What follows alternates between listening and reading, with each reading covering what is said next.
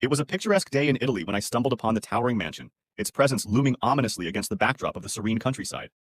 Ignoring the warnings of locals, I felt an inexplicable pull, drawing me closer to its imposing facade. With every step across its threshold, a shiver crawled down my spine, an unsettling feeling creeping into my bones. Yet, curiosity propelled me forward, deeper into the heart of the mansion, heedless of the dangers lurking within. In the dim light of a gloomy room, I made the grave error that would change my life forever. As I crossed the threshold, an invisible force seized me, trapping me within its suffocating embrace. Panic surged through my veins as I futilely attempted to escape, but an impenetrable barrier held me captive. The room revealed its sinister nature, the bare necessities materializing before me, a cruel mockery of survival. Food, water, a phone for communication, all provided except one thing: light. As the days stretch into an endless abyss, I can only pray for salvation, knowing that within these walls, my soul may be lost forever to the mansion's insidious curse. What is the dumbest thing you have done out of pure horniness?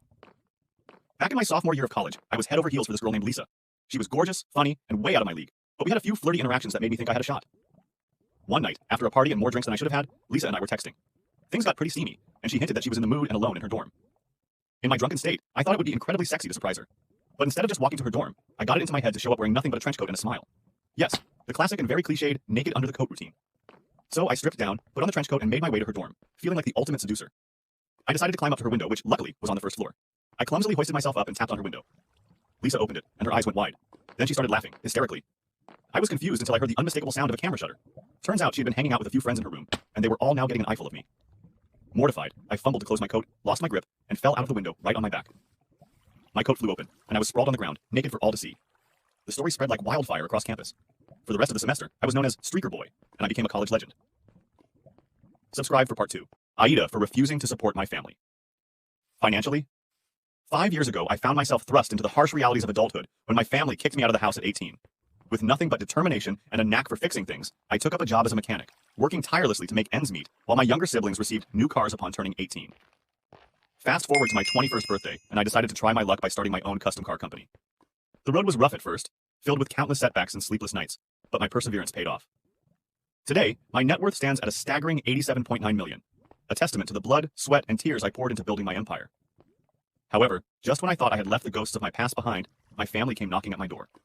It turns out that my siblings, in their reckless pursuit of instant gratification, had squandered their fortunes and now found themselves homeless. They reached out to me, expecting me to swoop in and rescue them from the consequences of their own actions by buying them a house and covering their expenses.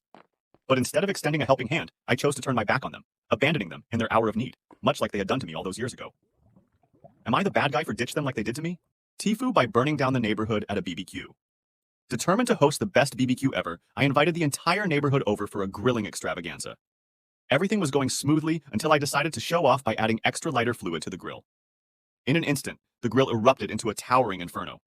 Panicking, I tried to smother the flames with a towel, which only caught fire and spread to the dry grass.